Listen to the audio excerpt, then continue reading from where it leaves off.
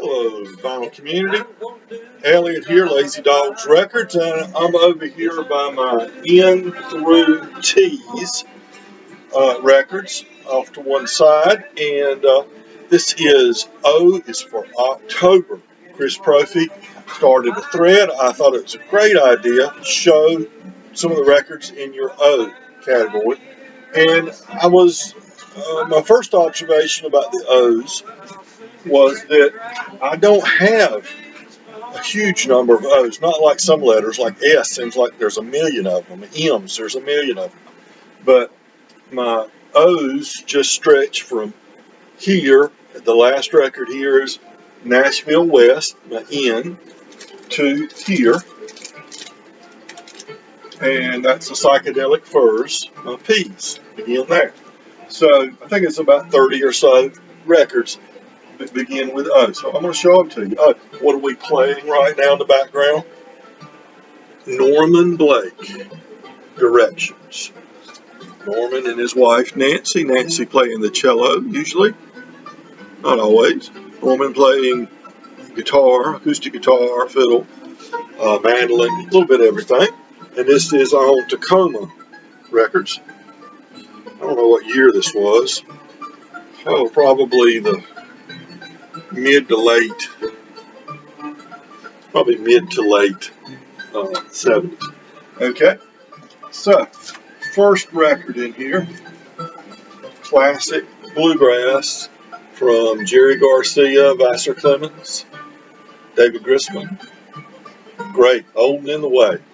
Great bluegrass album. You know, Jerry Garcia, before he was playing in a rock band, that's what he played, was bluegrass. He used to go to old bluegrass festivals. He'd come all the way to the East Coast sometimes to see them.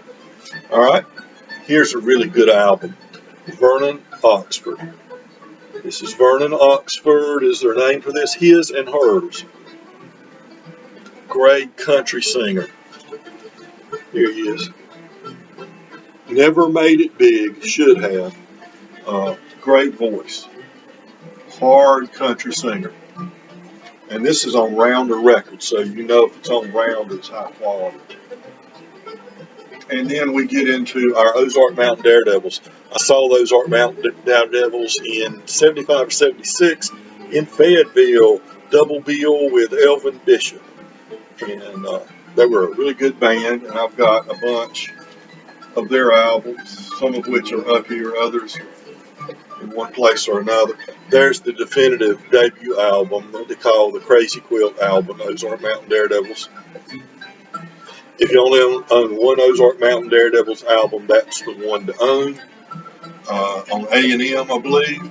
This one's got Chicken Train and Standing on the Rock, which we all used to love to sing, and those are the big ones, Standing on the Rock and Chicken Train, and If You Want to Get to Heaven, that was the other one that was immensely popular.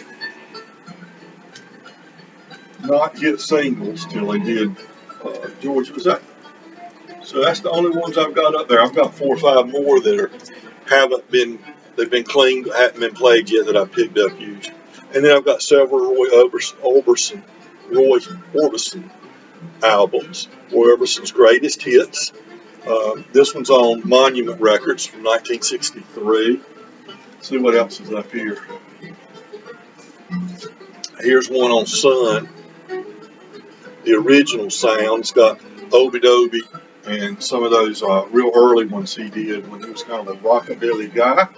Maybe he was always considered rockabilly, I don't know. And here, the all-time greatest hits of Roy Orbison. It's very, very fancy looking. This one's on Monument too, and it's a 2-record set.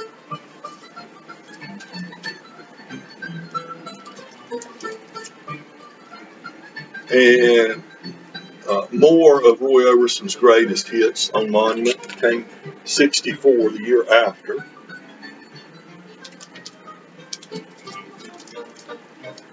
And then there's Danny O'Keefe. Anybody remember this album?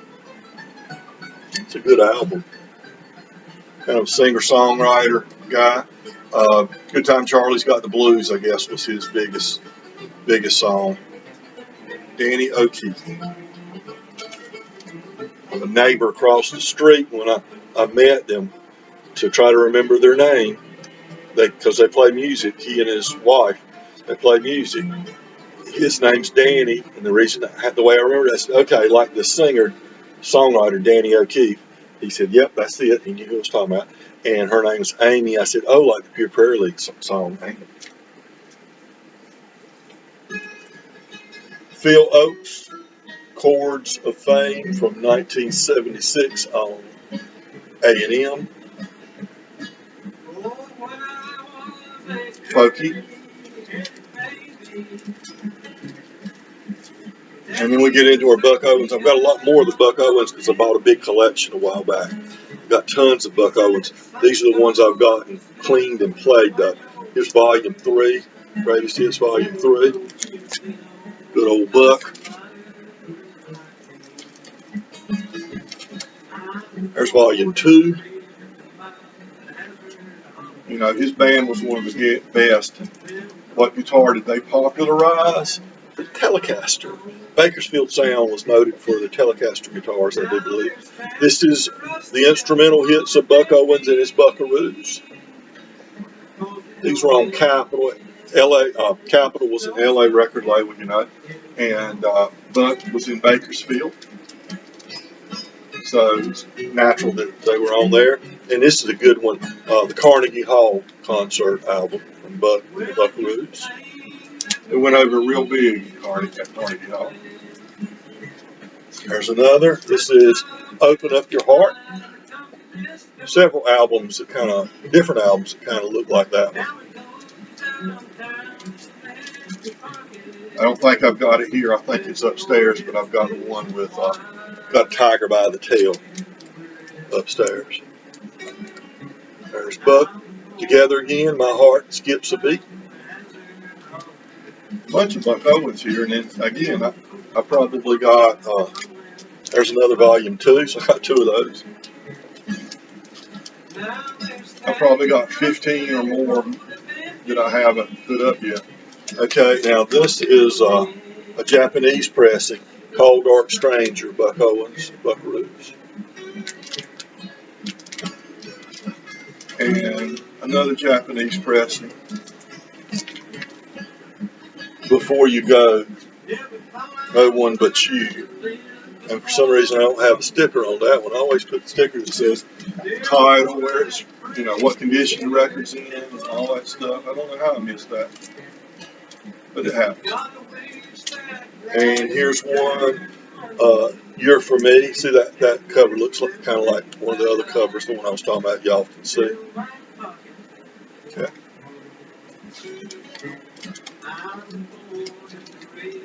And Our Old Mansion. Now he's on Warner Brothers at this time in 1977. This is when Hee Haw was big, and it, you know, his days of having big hits, I guess, were kind of over. But he'd already built an empire for himself. In fact, my cousin, she and her husband moved from North Carolina to, actually we're in Myrtle Beach, South Carolina, working at newspapers there. And they moved to Bakersfield. He went to work at the Bakersfield newspaper, and because you couldn't have spouses working in the same place, she couldn't go to work at the newspaper, as was her profession. She went to work for Buck Owens in his publishing and stuff like that. And she said he was a really nice guy. Okay, here's the Kansas City song, Buck Owens and his Buckaroos. This one's from 1970. He was still on Capitol in 70. Okay, and One Hit Wonders, The Occasions, and I'm a Girl Watcher.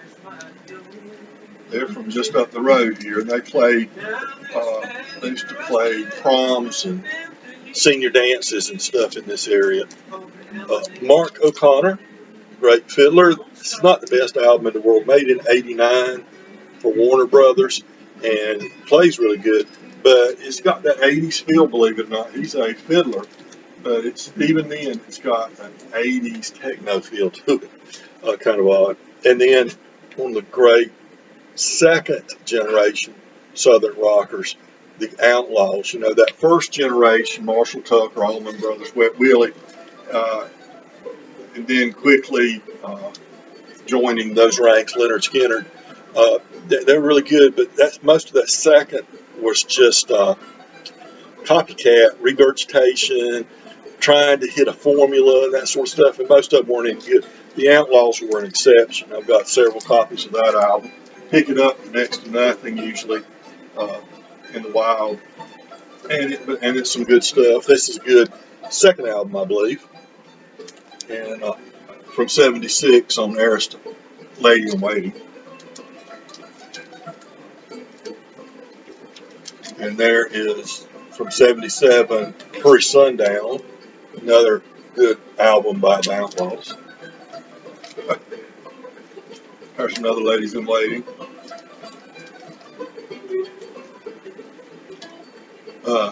The Eye of the Storm from '79. Local guy originally from around here, was their second bass player. By about '78 or so, he was playing bass for the last few albums. Harvey Dalton Arnold was his name. All right, these guys had some country. These were country songwriters mainly, and they had a very rootsy feel to them. But they actually had a record deal for a while and had a few country hits, the O'Kanes, and they get their name because it's Karen Kane and Jamie O'Hara, O'Kanes. There they are. Very much a acoustic feel to that group, which, you know, didn't work with the country pop too well, but there was always some counterbalance to that. Orion, Rebirth. He had a tragic ending. He was out of the music business, had his run as the Could It Be Elvis guy. Great voice. Chris showed a bunch. He has a lot more of the Orions than I do. I've got those too, and they're always colored vinyl. But he had a tragic end. He owned a pawn shop in his home area, Alabama, I believe it was. Might have been Mississippi, but one of the deep South states. Guy came in and robbed it and ended up killing him and a clerk in there. And the Osborne Brothers. Okay, this is a good album from the Osborne Brothers. This is Osborne Brothers and Red Allen. Red Allen, a wonderful artist in his own right. This is on Rounder from 1977. I got a bunch more Osborne Brothers too. I got in the collection. They just haven't made it up to the shelves yet. Okay, so that's a look at my O's. And so O is for October. Now, if we end up doing N is for November, then I got a bunch in here. I think they start over there and continue here. All right, so O is for October. Chris Prophy's thread. I'll remind everybody, be kind to your neighbors, because we're all neighbors. Oh, and doesn't everything have to have a Beatles connection? There you go.